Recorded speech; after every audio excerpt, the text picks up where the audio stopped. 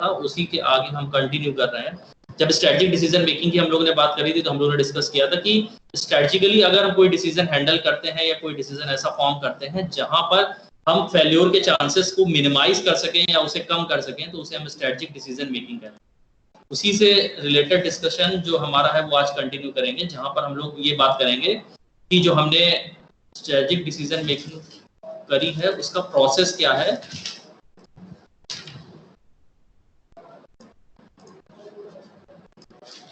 फिर हम लोगों ने ये भी बात करी थी कि को स्ट्रेटजिक डिसीजन की तरफ क्यों ऑर्गेनाइजेशन नहीं जाना चाहती है या कौन सी ऑर्गेनाइजेशन अगर जाती है तो अगर नहीं जा रही है तो उसके क्या पिटफॉल्स हो सकते हैं। पिटफॉल्स पे अब हम थोड़ा सा डिस्कशन करना चाहेंगे। जैसा पहला हम लोग ने इसमें आ रहा है कि स्ट्रेटजिक प्लानिंग अगर हम नहीं करते हैं तो जो रिसोर्सेज है ना उस पर हम कंट्रोल नहीं कर सकते हैं, उसका वेस्टेजेस ज्यादा होगा, उसका प्रॉपर यूटिलाइजेशन नहीं हो पाएगा। और जब ये सारी चीजें प्रॉपर नहीं हो पाएंगी तो इफेक्टिव तरीके से हम जो डिसीजन ले रहे हैं वो नहीं हो पाएगा। यानी रिसोर्सेज के यूटिलाइजेशन के लिए हमें स्ट्रेटजिक डिसीजन मेकिंग बहुत इंपॉर्टेंट है। अगर स्ट्रेटजिकली प्लानिंग हम नहीं कर रहे हैं तो रिसोर्सेज का यूटिलाइजेशन नहीं हो रहा है, यानी हमारा डिसीजन जो है वो इफेक्टिव नहीं है। देन नेक्स्ट पॉइंट में हम जो कह रहे हैं तो उसमें ये है कि एक रेगुलेटरी फ्रेमवर्क नहीं मिलता, क्योंकि जब हम स्ट्रेटजिक डिसीजन करते हैं तो हमें पता होता है गाइडलाइंस हम डिसाइड कर ले रहे हैं कि इस काम को कैसे करना है, ये हमारी रिक्वायरमेंट्स है और इसके अकॉर्डिंग हम प्रोसेस को चलेंगे। लेकिन जब अगर हम स्ट्रेटजिक नहीं बना रहे हैं तो वहां पर ये प्रॉब्लम्स आती है और हमारे सारी चीजें फेस करनी पड़ती है। देन दूसरी बात ये होती है कि जो हमने पहले भी बात की थी लास्ट क्लास में कि मिशन और विजन से अलाइन करना अपनी स्ट्रेटजी को जरूरी है। जब भी स्ट्रेटजी फॉर्मुलेट करी जाती है तो सबसे पहला ही इंपॉर्टेंट स्टेप होता है उसको मिशन और विजन से जो ऑर्गेनाइजेशन का उससे अलाइन करना बहुत जरूरी है। अगर वो अलाइन नहीं है इसका मतलब हम गलत डायरेक्शन की तरफ जा रहे हैं, हम स्ट्रेटजिकली सही नहीं चल रहे हैं। दूसरा कम्युनिकेशन की भी हम लोगों ने बात करती है कि स्ट्रॉन्ग कम्युनिकेशन नेटवर्क प्रोवाइड करता है, और अगर स्ट्रेटजिक प्लानिंग नहीं हो रही है तो वहां पर ये चीजें कम्युनिकेट नहीं हुई है एम्प्लॉय से। जब एम्प्लॉय से कम्युनिकेट नहीं हुई है तो वहां पर वो हमें वैसा परफॉर्म करके नहीं देंगे जो हमारी एक्सपेक्टेशन है। यानी कि हम कम्युनिकेशन जो नेटवर्क है वो हमारा स्ट्रॉन्ग नहीं है, तो वो हमें इम्प्रूव करना होगा तभी हम स्ट्रेटजिकली प्लानिंग कर पाएंगे। दूसरा जो भी हम ये स्ट्रेटजिक प्लानिंग करते हैं यहाँ पर जो मैनेजर्स होते हैं या हायर लेवल अथॉरिटी होते हैं उनका पर्सनल इंट्यूशन डिपेंड करता है, और वो पर्सनल इंट्यूशन कहीं ना कहीं बीच में इंटर डिपार्टमेंटल कॉन्फ्लिक्ट्स हो सकते हैं जिसकी वजह से वो ब्रेक कर जाता है। तो जो पर्सनल इंट्यूशंस है मैनेजर्स का उस पे पर्सनल इंट्यूशंस की वजह से वो प्रॉब्लम होती है। एक मिनट सर, अरे अजीत सर, मैथ आपकी समर कैंप में तो नहीं क्लास? कार्बन सर से पूछ लीजिए अगर बच्चे जब आ जाएंगे तब हम बताएंगे। तो हमने आपकी शेड्यूल अभी नहीं करी थी आज, वही तो हम कह शेड्यूल नहीं है, आज नहीं शेड्यूल।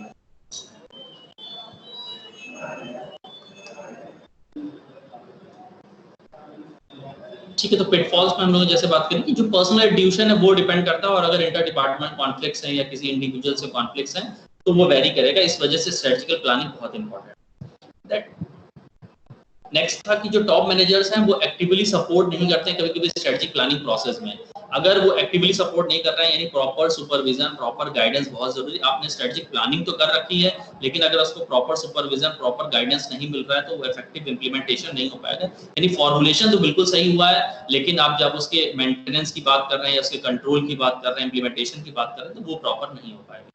देन जो अगर हम स्ट्रेटजिकली प्लानिंग नहीं करते हैं तो हम जो अपनी परफॉर्मेंस है उसको मेजर करना बहुत नहीं हो पाएगा, क्योंकि हमने स्टैंडर्ड तो कोई सेट नहीं कर रखा है कि किस हमारी एक्सपेक्टेशन क्या है, हम क्या परफॉर्मेंस चाह रहे हैं और फिर उसको कंपेयर हम किससे करेंगे। इसलिए स्टैंडर्ड एक सेट करना बहुत जरूरी है जिससे हम कंपेयर कर सके कि हम क्या एक्सपेक्ट कर रहे थे और उसके अकॉर्डिंग हमारी परफॉर्मेंस अभी कहाँ तक पहुंची है।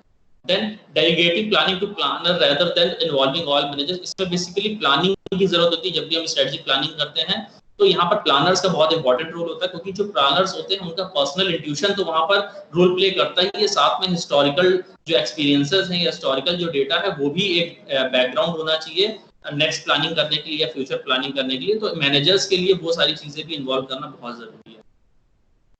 देन दूसरा ये होता है कि जो एम्प्लॉइज हैं जो हम प्लानिंग करते हैं फेजेस में ना, तो एम्प्लॉइज के इनपुट वहां पर नहीं आते हैं। और लेकिन जब स्ट्रेटजिक प्लानिंग की हम बात करते हैं तो एम्प्लॉइज के इनपुट आना जरूरी कि हमने आप एक फ्रेमवर्क बना लिया, हमें अपनी प्लानिंग कर रखी है और उस प्लानिंग को एग्जीक्यूट करने में एम्प्लॉइज का बहुत इंपॉर्टेंट रोल है। लेकिन जब तक एम्प्लॉइज से आप कम्युनिकेट नहीं करेंगे या एम्प्लॉइज को इन्वॉल्व नहीं करेंगे कि एक्चुअल जो हमने टास्क प्लान करा है या डिजाइन करा है क्या वो वैसे ही सही तरीके से हो सकता है, तब तक हम उसको पता नहीं कर सकते, इसलिए एम्प्लॉइज का इन्वॉल्वमेंट इसमें बहुत जरूरी है। Then failing to create a collaborative climate supportive of change. Basically यहाँ पर कोलैबोरेटिव एनवायरनमेंट की इसलिए बात हो रही है क्योंकि जैसे हम लोग ने कल भी बात करी थी कि जो ह्यूमन टेंडेंसी है, these are reluctant to change, वो चेंज को अपोज करते हैं या चेंज को एक्सेप्ट नहीं करना चाहते हैं। तो यहाँ पर कोलैबोरेटिव क्लाइमेट क्रिएट करना बहुत जरूरी है कि स्ट्रेटेजिक प्लानिंग तभी आपकी काम करेगी जब आपको सपोर्ट मिलेगा बाकी स्टेक होल्डर से। अगर आपके एम्प्लॉय आपके सपोर्ट में नहीं है, या वो जो आपने स्ट्रेटेजिक प्लानिंग कर रखी है उसको प्रॉपर तरह से एग्जीक्यूट नहीं कर रहे हैं, तो उस स्ट्रेटजी के सक्सेस के चांसेस बहुत कम हो जाते हैं और या उसमें आपको सक्सेस नहीं मिल पाती है।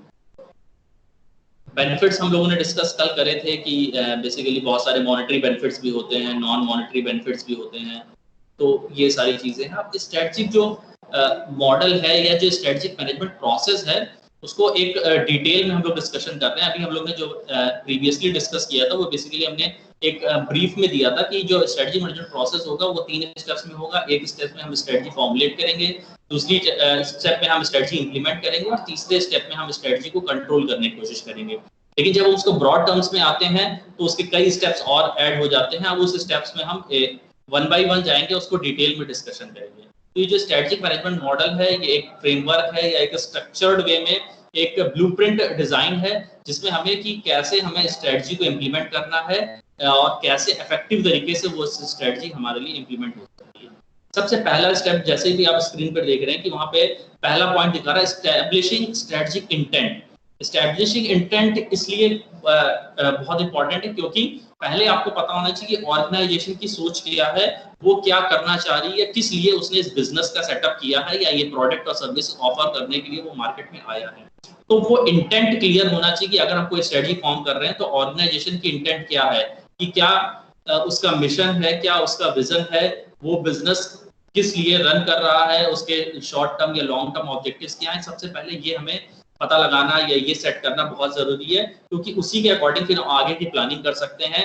कि फॉर एग्जांपल जैसे हमने अपना विजन सेट कर रखा है, ऑर्गेनाइजेशन का विजन सेट कर रखा है कि हमें विद इन 2 इयर्स या विद इन 3 इयर्स उस पर्टिकुलर इंडस्ट्री या उस पर्टिकुलर सेक्टर में किसी पर्टिकुलर पोजीशन तक पहुंचना है, अपनी ऑर्गेनाइजेशन को लेके जाना है, तो हम उसी के अकॉर्डिंग क्या करेंगे, अपनी स्ट्रेटजी को फॉर्म करेंगे या उसी के अकॉर्डिंग फिर हम आगे बढ़ेंगे। इसलिए स्ट्रेटजी जो पहला स्टेप है वो बहुत इंपॉर्टेंट है। हमें सबसे पहले स्ट्रेटजिक इंटेंट को एस्टैब्लिश करना होगा, तभी हम आगे बढ़ सकते हैं।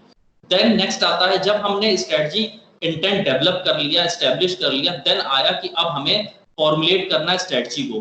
लेकिन जब हम फॉर्मुलेट को स्ट्रेटजी को करते हैं तब वहां पर इंटेंट तो हमारी बहुत होती हैं, यानी कि हमने इंटेंट हमने कहा हम ये यहाँ तक पहुंचना है, ये चीज अचीव करनी है, लेकिन वहां पर कुछ एक्सटर्नल इन्फ्लुएंसेस होते हैं, कुछ अनकंट्रोलेबल वेरिएबल्स होते हैं जो हमारे कंट्रोल में नहीं होते हैं और वो हमारे डिसीजन को या हमारी स्ट्रेटजी को अफेक्ट कर सकते हैं। इसीलिए यहाँ पर सबसे पहला ही आता है एनवायरमेंटल अप्रेजल। एनवायरमेंटल जब फॉर्मुलेशन की स्टेप आता है तो वहां पर एनवायरमेंटल अप्रेजल बहुत इंपॉर्टेंट है। एनवायरमेंटल अप्रेजल में हम लोग ने कल भी बात करी, जैसे जनरली हम लोग पेस्ट एनालिसिस यूज करते हैं, political, economical, social, technological environment की वो कैसा है, क्या वो फेवरेबल है हमारे बिजनेस के लिए या वो अनफेवरेबल है या वो मॉडरेट है, ये हमें पता करना होता है। और जैसा एनवायरमेंट है उसके अकॉर्डिंग ही या उसको अलाइन करके ही हमें अपनी स्ट्रेटजी फॉर्म करनी होती है। जब हमने एनवायरमेंट को अप्रेज कर लिया, देन नेक्स्ट स्टेप में हम आते हैं ऑर्गेनाइजेशनल अप्रेजल। वो भी बहुत इंपॉर्टेंट है क्योंकि एनवायरमेंट को हमने अप्रेज तो कर लिया है, लेकिन क्या ऑर्गेनाइजेशन का वो स्ट्रक्चर है, क्या ऑर्गेनाइजेशन में वो रिसोर्सेज अवेलेबल हैं कि हमने जो प्लानिंग कर रखी है या जो हमने अपने दिमाग में ब्लूप्रिंट तैयार कर रखा है कि हमें इस चीज को ऐसे करना है, क्या वो पॉसिबल हो पाएगा, क्या वो फीजिबल है। उसके लिए ऑर्गेनाइजेशन अप्रेजल जरूरी है। क्या हमारे पास रिक्वायर्ड मैन पावर है, क्या हमारे पास रिक्वायर्ड मटेरियल्स हैं, क्या हमारे पास रिक्वायर्ड फंड्स अवेलेबल हैं कि नहीं, तो वो सारी चीजें हमें ऑर्गेनाइजेशन अप्रेजल में क्लियर हो जाती है। देन फिर आता है स्वैट एनालिसिस। स्वैट एनालिसिस बेसिकली आपने पहले भी डिस्कस किया होगा कि स्वैट एनालिसिस जो है वो आपका स्ट्रेंथ, वीकनेस, अपॉर्चुनिटी, थ्रेट्स, ये सारी चीजें आती है। इसमें कॉम्बिनेशन होता है आपका एक्सटर्नल और इंटरनल का। एक्सटर्नल इंटरनल इसलिए क्योंकि दोनों का कहीं ना कहीं रोल है ऑर्गेनाइजेशन की स्ट्रेटजी को फॉर्म करने में, लेकिन जो ऑर्गेनाइजेशनल या जो आपके एक्सटर्नल फैक्टर्स होते हैं उनके कंट्रोल को या उनके इफेक्ट को हम मिनिमाइज करने की कोशिश करते हैं, उसको पूरी तरह से हम एलिमिनेट नहीं कर सकते। और जो अपनी स्ट्रेंथ और वीकनेस है उसके ही अकॉर्डिंग हम क्या करते हैं, आगे की स्ट्रेटजी फॉर्म करने की कोशिश करते हैं। देन इसी में और आगे आती हैं कॉर्पोरेट लेवल स्ट्रेटजीज आती हैं। कॉर्पोरेट लेवल जैसे ग्रांड स्ट्रेटजी जिसे हम कहते हैं, कल भी हमने बात करी थी। कि जिसमें हायर लेवल इन्वॉल्व होते हैं कि अगर हमें लग रहा है कि हम मार्केट शेयर कैप्चर नहीं कर पा रहे तो हम मर्जर्स की तरफ जा सकते हैं, जैसे रिसेंटली वोडाफोन और आइडिया के केसेस में ऐसा हुआ था। तो कॉर्पोरेट लेवल स्ट्रेटजी में जनरली मर्जर्स, जो मेजर डिसीजंस होते हैं, mergers, acquisition, take over, joint ventures, इससे रिलेटेड होते हैं, तो हायर लेवल मेन अथॉरिटीज का मेन इन्वॉल्वमेंट होता है उसमें। और वो इसलिए होता है क्योंकि या तो हमारे पास मार्केट में वो अपॉर्चुनिटीज अवेलेबल हैं, या हम अपनी जो एसेट्स हैं या लायबिलिटीज हैं उसके अकॉर्डिंग हम अपना ये डिसीजन लेते हैं।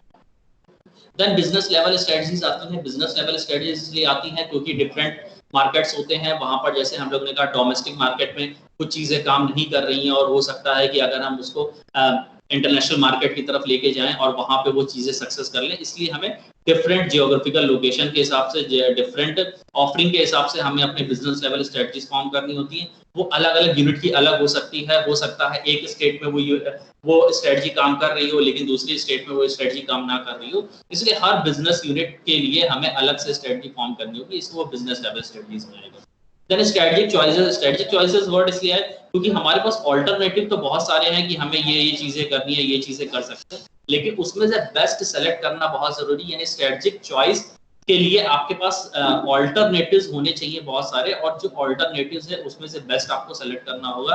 तो स्ट्रेटजिक चॉइस का यार होता है यहाँ पर। स्ट्रेटजिक चॉइस में आप देखते हैं रिक्वायरमेंट्स क्या है, मार्केट एनवायरनमेंट अपॉर्चुनिटीज क्या अवेलेबल है, हमारे पास ऑर्गेनाइजेशन में रिसोर्सेज कैसे अवेलेबल है, उसके अकॉर्डिंग उस पर्टिकुलर स्ट्रेटजी को सेलेक्ट करो। देन उसके बाद प्लानिंग हम करते हैं। जब हमने पर्टिकुलर स्ट्रेटजी सेलेक्ट कर ली कि हमें ये वाली चीज स्ट्रेटजी अडॉप्ट करनी है, देन उसी के अकॉर्डिंग उसको कैसे एग्जीक्यूट करना है उसकी प्लानिंग की जाती है। तो ये सारी चीजें आपकी आती हैं स्ट्रेटजी फॉर्मुलेशन। देन जो नेक्स्ट स्टेप आता है वो आता है स्ट्रेटजी इंप्लीमेंटेशन, जिसको हम लोग ने ब्रीफ में ही थोड़ा सा डिस्कस किया था प्रीवियसली, जिसमें हम लोग ने बात करती कि आप स्ट्रेटजी को एक्चुअली एग्जीक्यूट कैसे करना है, उसको प्रॉपर एक्शन में कैसे लाना है, वहां पर बातें होती हैं। तो यहाँ पर स्टेप बाय स्टेप हम उसको डिस्कस करना चाह रहे हैं। सबसे पहले प्रोजेक्ट एक बेसिकली प्लानिंग है, एक ब्लूप्रिंट है, एक फॉर्म है जो डिसाइड करता है। जी हाँ सर।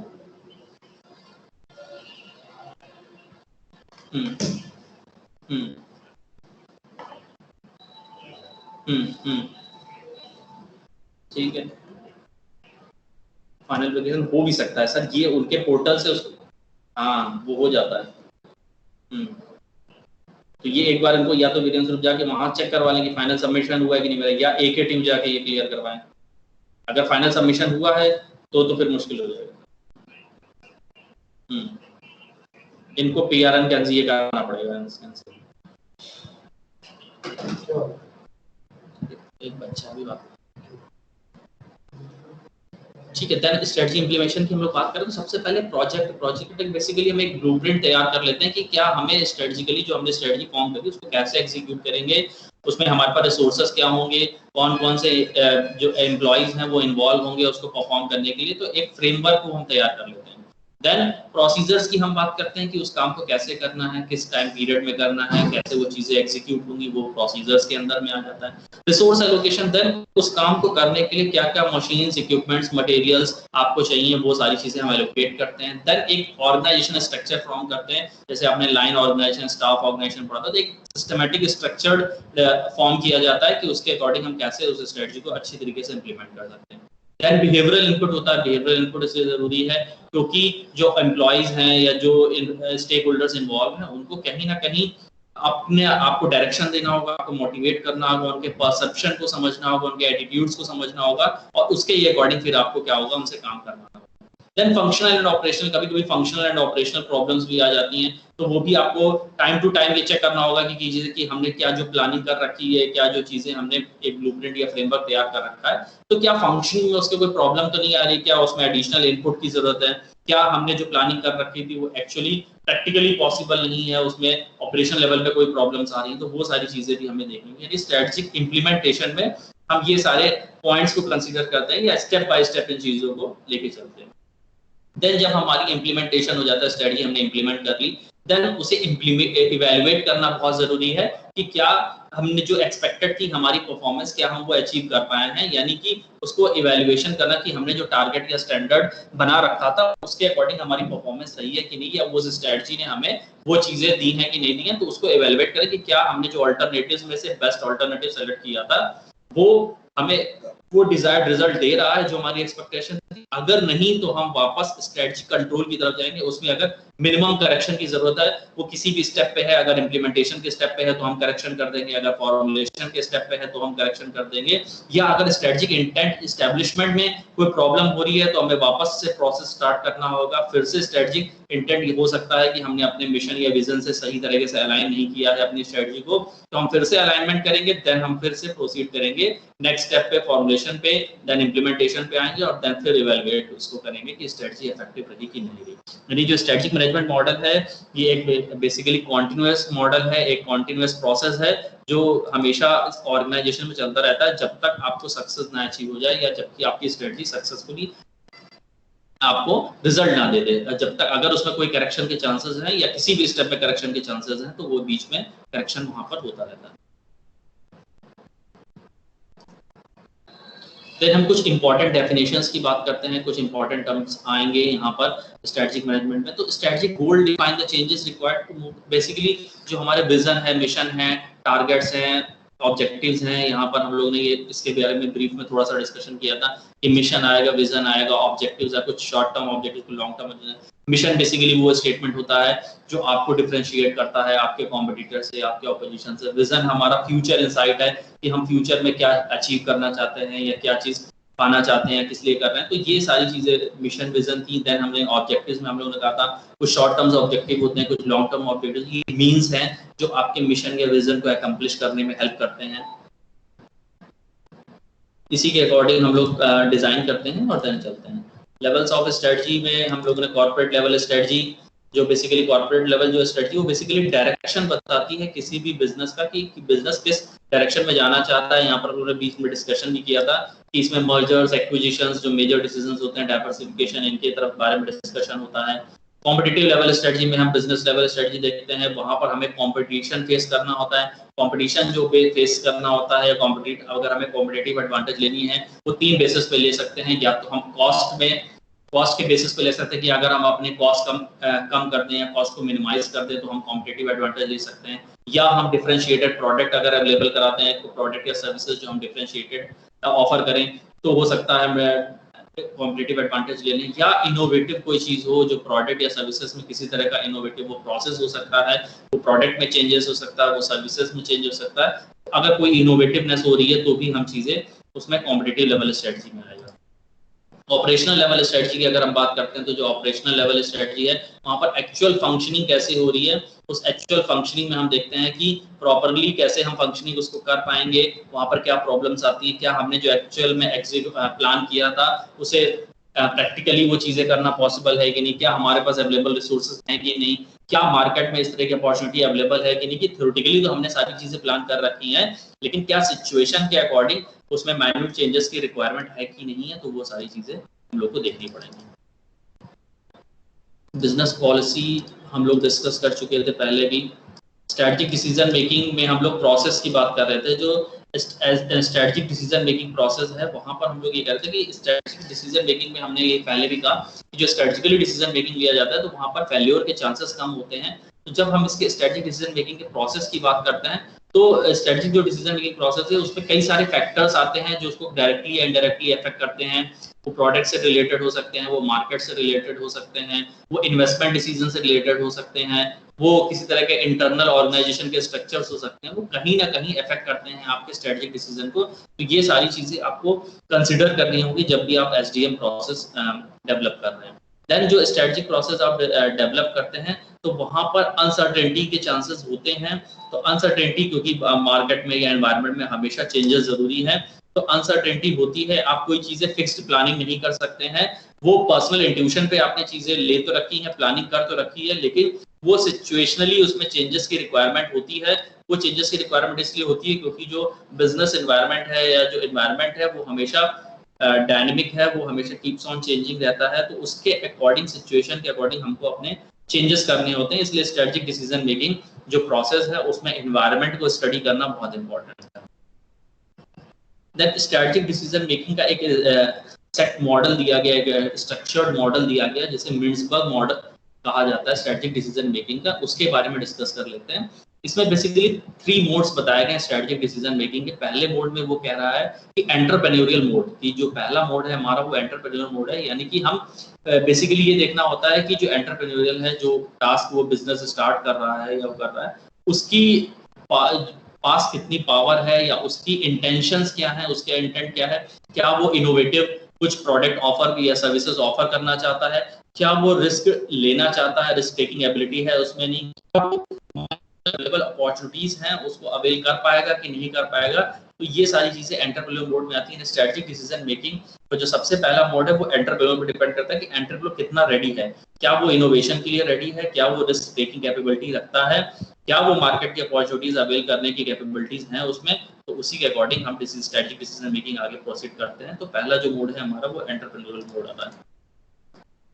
नेक्स्ट में हम बात करते हैं एडेप्टिव मोड। एडेप्टिव मोड जो होता है वो नेक्स्ट स्टेप है बेसिकली, क्योंकि अगर एंटरप्रेन्योर डिसीजन मेकिंग कैपेबिलिटीज हैं उसमें रिस्क टेकिंग कैपेबिलिटीज भी हैं, लेकिन एडेप्टेशन अगर उसमें मिसिंग है एनवायरनमेंट के अकॉर्डिंग, सिचुएशन के अकॉर्डिंग या कॉम्पिटिटिव जो एनवायरनमेंट है उसके अकॉर्डिंग, यानी कंपटीशन आपने प्लानिंग कर रखी थी कि हमें इनोवेटिव प्रोडक्ट देना है, इनोवेटिव चीजें देनी है, लेकिन स्टार्टिंग में तो आपने चीजें करके देखी, लेकिन जब कंपटीशन आपने फेस किया तो आपने कहा अगर आप बहुत ज्यादा इनोवेटिव चीजें दे रहे हैं या इनोवेटिवनेस या उसमें एडवांस टेक्नोलॉजी यूज कर रहे हैं तो हो सकता है हमारी कॉस्ट इनकट ज्यादा हो जाए, या कभी कभी ये होता है कि जो कस्टमर या क्लाइंट्स हैं वो रेडी ना हो उसको परचेस करने में, तो ये प्रॉब्लम्स फेस होंगी। यानी हमें एडेप्टिव मोड में भी होना चाहिए, हमें सिस्टम के अकॉर्डिंग या हमें टाइम के सिचुएशन के अकॉर्डिंग अपने आप में चेंजेस करना होगा। ऐसा फिक्स नहीं कर सकते कि हम हर समय या हर टाइम पीरियड पर हम इनोवेटिव चीजें करें या हर टाइम पर हमें रिस्क टेकिंग की जरूरत होगी। जब जैसी सिचुएशन है, अगर हमें लग रहा है यहाँ पर रिस्क ज्यादा है तो वो चीजें हमें थोड़ा सा वहां पर होल्ड करना होगा, हमें टाइम का वेट करना होगा कि जब फेवरेबल एनवायरनमेंट होगा या फेवरेबल टाइम होगा तब उसके अकॉर्डिंग हम आगे का डिसीजन लेंगे। तो एडेप्टिव मोड है सिचुएशनल, कि हमें सिचुएशन के अकॉर्डिंग अपने जो की डिसीजंस हैं उनको मोल्ड करना होगा। देन जो थर्ड आता है वो आता है प्लानिंग मोड आता है। देन उसके बाद जब एडेप्टिव मोड चीजें हो रही हैं, आपको लग रहा है सब चीजें जो भी हैं वो एक स्टैटिक टर्म्स में है, यानी हमने जो प्लानिंग कर रखी है या जो चीजें कर रखी सेम वैसे ही होनी है, तो हम एक प्लानिंग मोड स्टार्ट करते हैं। प्लानिंग मोड में हम सिस्टमेटिकली अरेंज कर लेते हैं कि हमारे पास रिसोर्सेस कैसे हैं, उसका प्रॉपर प्रोसीजर कैसा होना चाहिए, कैसे हम स्ट्रेटजी इंप्लीमेंट करेंगे और उसके अकॉर्डिंग कैसे हम मार्केट में जो भी अपॉर्चुनिटी अवेलेबल है उसको अवेल कर पाएंगे। तो प्लानिंग मोड में एक सिस्टमेटिक लॉजिकल अरेंजमेंट होता है जहां पर हम जो सारे हमारे रिसोर्सेज हैं, जो भी हमारे स्टेप्स हैं या प्रोसीजर्स हैं, उनको एक सिस्टमेटिक वे में लिया जाता है।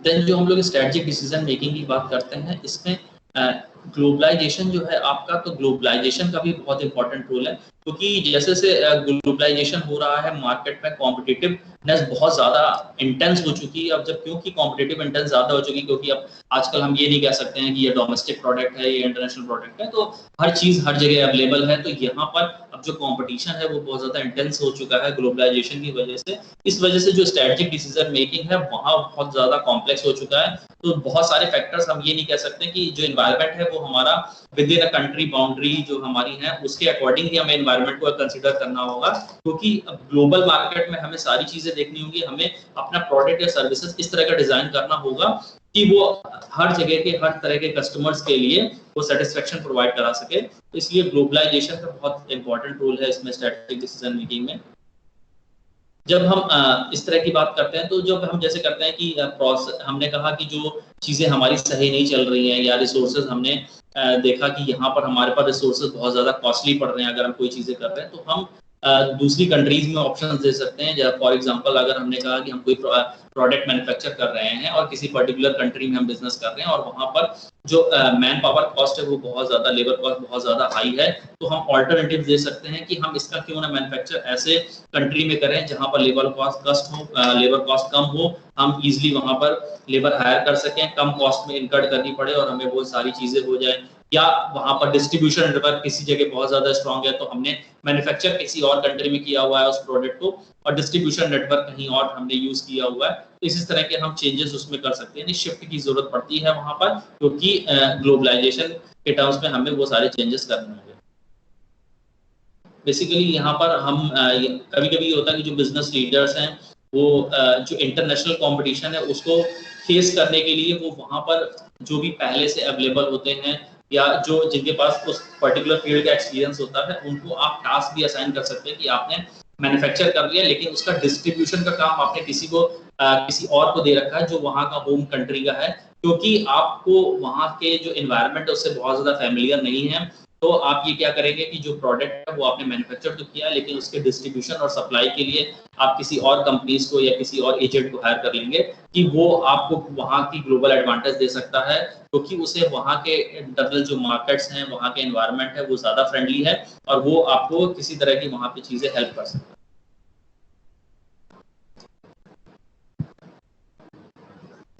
देन बेसिकली जो भी आपका कॉम्पिटिटिव एडवांटेज है वो आप तभी ले सकते हैं जब आपने एक्सटर्नल एनवायरनमेंट या जो मल्टीनेशनल फर्म्स की जो है वो जो कॉम्पिटिटिव एडवांटेज है वो यूनिक हो। यूनिक इसलिए क्योंकि जो ग्लोबल टर्म्स की अगर हम बात कर रहे हैं तो अगर आपका जो प्रोडक्ट है या जो सर्विसेज है जो आप ऑफर कर रहे हैं उसमें यूनिकनेस नहीं है तो आप इंटरनेशनल लेवल पे आप कॉम्पीट नहीं कर सकते हैं या ग्लोबलाइजेशन के उसमें आप उतना ज्यादा एडवांटेज नहीं ले सकते हैं। इस वजह से जो आपकी कॉम्पिटिटिव एडवांटेज आपकी यूनिकनेस बहुत जरूरी है, आपके जो भी प्रोडक्ट्स हैं या सर्विसेज है उसमें यूनिकनेस की जरूरत होगी। देन ग्लोबल स्केल की अगर हम बात करते हैं तो हमने कहा वहां पर बार्गेनिंग पावर आपके पास ज्यादा अच्छी होनी चाहिए, सप्लायर्स डिस्ट्रीब्यूशन नेटवर्क अच्छा होना चाहिए, बिजनेस पार्टनर्स आपके होने चाहिए, मेन आपका ऑब्जेक्टिव जो होना चाहिए कॉस्ट रिड्यूस करने पे होना चाहिए, प्रोडक्ट में एडवांस डेवलपमेंट हमेशा करते रहना चाहिए, प्रोडक्ट्स डिस्ट्रीब्यूशन के नेटवर्क्स जो हैं वो स्ट्रांग होने चाहिए, आपके सप्लाई चेन आपका स्ट्रांग होना चाहिए कि जितना ज्यादा आपका सप्लाई चेन स्ट्रांग होगा वो आप कर सकते हैं। रिसर्च एंड डेवलपमेंट पे बहुत ज्यादा फोकस होना चाहिए। जो रिसर्च एंड डेवलपमेंट एक्टिविटीज हैं आपकी, बेसिकली जो हम लोग ने बात करी थी रिसर्च एंड डेवलपमेंट एक्टिविटीज की कि जब आप इनोवेटिव चीजें देखते हैं या रिसर्च जाते हैं तो आपको ये देखा होगा कि इंटरनेशनल मार्केट में या हर जगह किस किस तरह के प्रोडक्ट्स की डिमांड है, उसमें क्या बेसिकली कस्टमर प्रेफरेंसेस है और उसके अकॉर्डिंग एक कॉमन कैसे हम प्रोडक्ट या सर्विसेज को डिजाइन कर सकते हैं या अवेलेबल करा सकते हैं। तो R&D जो रिसर्च एंड डेवलपमेंट डिपार्टमेंट है आपका जितना स्ट्रांग होगा तो ग्लोबली आप उतनी ही सक्सेस गेन कर सकते हैं। नॉलेज मैनेजमेंट भी बेसिकली यहाँ बहुत इंपॉर्टेंट है क्योंकि एक थिंकिंग प्रोसेस है। यहाँ पर जो पर्सनल इंट्यूशंस है उसका बहुत रोल है, हिस्टोरिकल बैकग्राउंड्स का बहुत रोल है, तो ये सारी चीजें आपके उसमें बहुत आ रही हैं। यानी कि जो नॉलेज मैनेजमेंट है बेसिकली वहां पर आपकी कॉम्पिटेंसीज उसी पे डिपेंड करती है कि आपके पास जो थिंकिंग टैक है वो कितना स्ट्रांग है, जो ह्यूमन कैपिटल है वो कितनी स्किल्डफुल है, उसके ही अकॉर्डिंग आपकी आगे की जो सक्सेस है वो डिपेंड करती है। Then drivers of change basically अगर आपको ट्रांसफरेबिलिटी है, अडेप्टेबिलिटी है रिसोर्सेज के चेंज करने के लिए इंडस्ट्रीज में या कंट्रीज में आप इजीली स्विच कर सकते हैं, मोड कर सकते हैं, तो वो आपके लिए हेल्प करेगा ग्लोबल स्केल में। देन मार्केट लिबरलाइजेशन भी बहुत इंपॉर्टेंट है। अगर किसी पर्टिकुलर मार्केट में जो रूल्स रेगुलेशंस है वो थोड़े लिबरल हैं, आपको इजीली ट्रेड करने में हेल्प मिल रही है, तो वहां पर आपके ग्लोबलाइजेशन के चांसेस ज्यादा है सक्सेस के चांसेस, क्योंकि अगर जहां पर मार्केट लिबरल है तो आपको लग रहा है कि ज्यादा यहाँ पर रूल्स रेगुलेशन नहीं है और तो हम इजीली यहाँ पर ट्रेड कर सकते हैं। आप ह्यूमन कैपिटल का यूज कर सकते हैं, डिस्ट्रीब्यूशन नेटवर्क का वहां पर यूज कर सकते हैं, या एक तरह से दूसरी जॉब जो कॉन्ट्रैक्ट बेसिस पे आप जॉब दे सकते हैं और वहां पर वो चीजें कर सकते हैं। देन इंडस्ट्री डायनेमिक्स की बात होती है। बेसिकली इंडस्ट्री जो डायनेमिक्स है वो हमेशा इंडस्ट्री क्योंकि कह रहा है कि वो डायनेमिक्स वो कीप्स ऑन चेंजिंग होती है। पर्टिकुलर इंडस्ट्री में कोई भी चीजें सेम नहीं रहती हैं, वहां पर जो कस्टमर्स हैं उनके प्रेफरेंसेस चेंज होते जाते हैं, मार्केट में कंपटीशन चेंज होता जाता है, जो सप्लायर्स हैं डिस्ट्रीब्यूटर्स हैं उनकी अवेलेबिलिटी चेंज होती जाती है, तो उसके अकॉर्डिंग हमेशा हमें अपने आप को चेंजेस करना होगा, यानी ग्लोबल फोकस को हमें ध्यान में रखना होगा और उसके ही अकॉर्डिंग हमें चेंजेस करते रहना होगा। फाइनेंशियल मार्केट भी बहुत इंपॉर्टेंट है क्योंकि जो फंड्स अवेलेबल होते हैं वो बेसिकली फाइनेंशियल मार्केट की जो कंडीशन होती है उस पर डिपेंड करता है कि फाइनेंशियल मार्केट में फंड्स की अवेलेबिलिटी के क्या चांसेस हैं, कैसा बहुत ज्यादा अगर हमें इजीली फंड्स अवेलेबल हो जाते हैं तो क्योंकि फंड्स एक बेसिक रिक्वायरमेंट है हमारे किसी भी प्रोसेस को करने के लिए, तो फाइनेंशियल मार्केट का स्ट्रक्चर कैसा है वो भी एक बहुत इंपॉर्टेंट रोल प्ले करता है ग्लोबलाइजेशन में। कॉर्पोरेट लीडरशिप भी बहुत इंपॉर्टेंट है कि कॉर्पोरेट लीडरशिप का जो रोल है वो कैसा होगा और उसके अकॉर्डिंग हम चीजें कैसे कर सकते हैं। देन हम लोगों ने मैनेजमेंट चैलेंजेस भी आएंगे हमारे पास, मैनेजमेंट चैलेंजेस कि क्योंकि हम जब इंटरनेशनल मार्केट की तरफ जा रहे हैं तो वहां पर क्योंकि मैन पावर दूसरी है, डिस्ट्रीब्यूशन नेटवर्क दूसरा है, सप्लाई चेन दूसरी है, उसको बेसिकली मैनेज करने में भी प्रॉब्लम सकती है। वो चैलेंजेस हमें फेस करने होंगे, तभी हम ग्लोबल लेवल पे सक्सेस कर सकते हैं। तो जो ये अभी तक हम लोगों ने डिस्कशन किया हुआ है उसमें बेसिकली हम लोग ने ये कहा हुआ है कि जो नॉन प्रॉफिट ऑर्गेनाइजेशन है या प्रॉफिट ऑर्गेनाइजेशन है, कोई भी ऑर्गेनाइजेशन है या मल्टी लेवल नेशनल लेवल पे काम कर रही है, उन सारी ऑर्गेनाइजेशन के लिए स्ट्रेटजी फॉर्म करना बहुत जरूरी है। एक प्रोसेस को स्ट्रेटजी एक सिस्टमैटिकली लॉजिकल वे में लाना बहुत जरूरी है, तभी वो सक्सेस कर सकते हैं। और इसलिए स्ट्रेटजिक मैनेजमेंट की बहुत इंपॉर्टेंस है। वो मॉनेटरी बेनिफिट्स में भी हो सकती है, वो फाइनेंशियल बेनिफिट्स में भी हो सकती है, वो नॉन फाइनेंशियल बेनिफिट्स भी प्रोवाइड कर सकती है। तो इसलिए स्ट्रेटजिक मैनेजमेंट जो है वो हमारे लिए बहुत इंपॉर्टेंट है। यानी बिना स्ट्रेटजी के हम अपने फेल्योर के जो चांसेस हैं उनको मिनिमाइज नहीं कर सकते हैं। इसलिए हमें सारी चीजें क्या करनी होगी, स्ट्रेटजिकली मैनेज करनी होगी या स्ट्रेटजिक डिसीजन मेकिंग पे ज्यादा एम्फसाइज करना होगा। तो हम लोग का जो भी स्टार्टिंग का डिस्कशन हुआ उसमें हम लोगों ने कुछ टर्मिनोलॉजीज को डिस्कस किया कि स्ट्रेटजिक मैनेजमेंट की कुछ बेसिक इंपॉर्टेंट टर्मिनोलॉजीज क्या है, मैनेजमेंट प्रोसेस क्या है, टाइप्स ऑफ स्ट्रेटजीज क्या होती हैं, स्ट्रेटजिक मैनेजमेंट के एक मॉडल वो हम लोगों ने डिस्कस किया, एसडीएम प्रोसेस को हम लोगों ने डिस्कस किया। देन हम लोगों ने कुछ जो इंपॉर्टेंट टर्म्स थे जैसे आपका मर्जर्स थे, एक्विजिशन थे, टेक ओवर्स थे, डाइवर्सिफिकेशन था, आपका जॉइंट वेंचर था, उनमें हम लोगों ने डिस्कशन किया। देन हम लोगों ने ग्लोबलाइजेशन की बात करी कि ग्लोबलाइजेशन का कितना इम्पैक्ट है स्ट्रेटेजिक डिसीजन मेकिंग में। देन इस तरह की ये सारी चीजें हम लोगों ने अभी तक डिस्कस कर रखी हैं।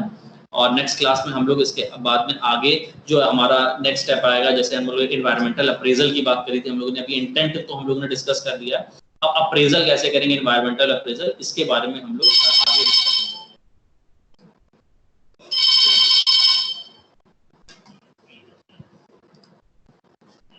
जी सर।